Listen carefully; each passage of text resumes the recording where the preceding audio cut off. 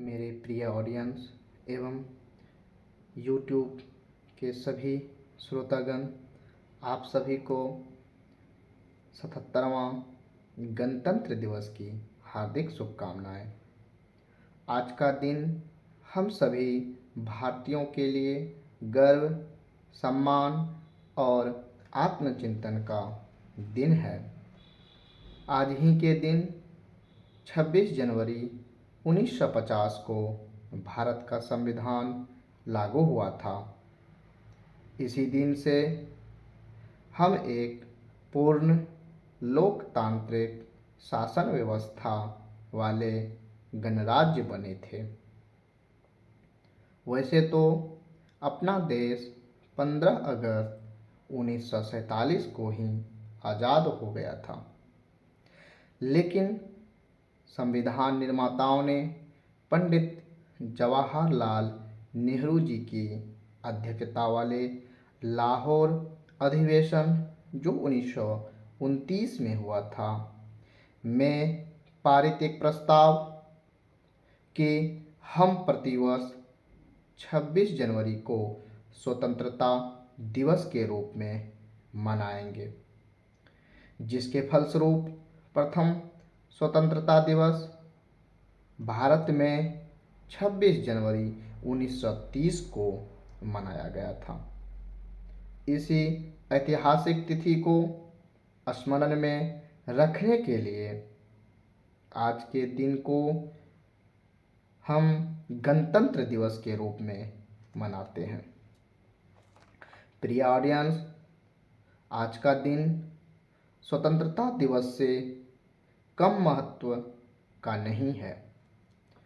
15 अगस्त को राजनीतिक आज़ादी जरूर मिली, लेकिन असली आज़ादी तो उस आदर्शों की स्थापना से है जो उन महापुरुषों ने आज़ादी की लड़ाई के दौरान अपने आत्माओं में संजो के रखा था, और उन्हीं आदर्शों को संविधान निर्माताओं ने संविधान के माध्यम से हमारे सामने रखा है,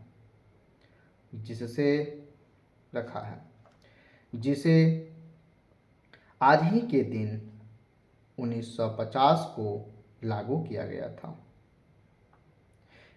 यहाँ मैं बाबा साहब अंबेडकर जी की एक बात आप सबों के बीच रखना चाहूँगा, जो उन्होंने संविधान के बारे में कहा था। उन्होंने कहा था कि संविधान केवल वकीलों का दस्तावेज नहीं, यह जीवन का मार्गदर्शक है। अर्थात आज का दिन यह चिंतन करने का है कि हम उन आदर्शों, अर्थात हम कितने समानता, स्वतंत्रता, न्याय और बंधुत्व तथा पंथ निरपेक्ष राष्ट्र बना पाए हैं।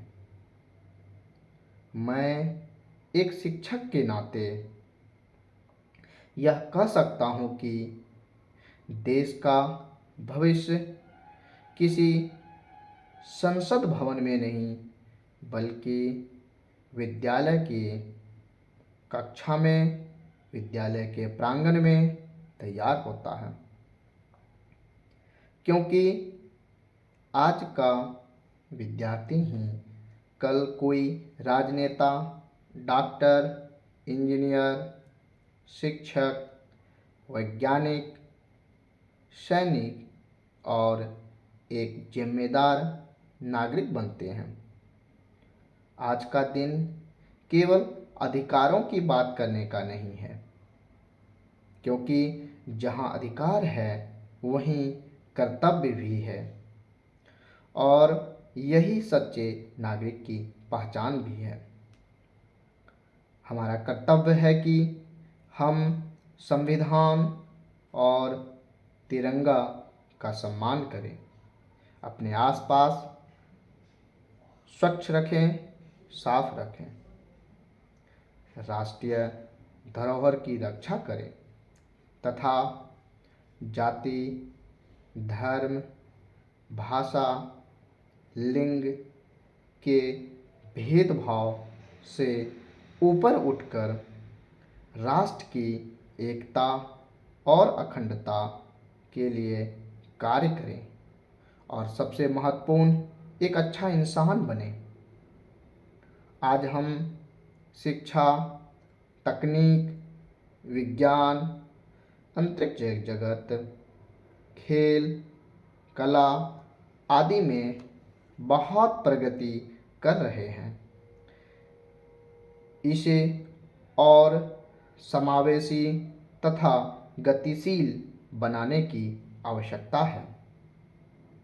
अंत में मैं नेताजी सुभाष चंद्र बोस की बातों के माध्यम से यह कहना चाहता हूँ कि उन्होंने कहा था कि तुम मुझे खून दो, मैं तुम्हें आज़ादी दूंगा, लेकिन आज की ज़रूरत खून की नहीं, अपने अपने कर्तव्यों के जिम्मेदारीपूर्ण निर्वहन से ही हमारा भारत विकसित, सुंदर और अखंड बना रहेगा।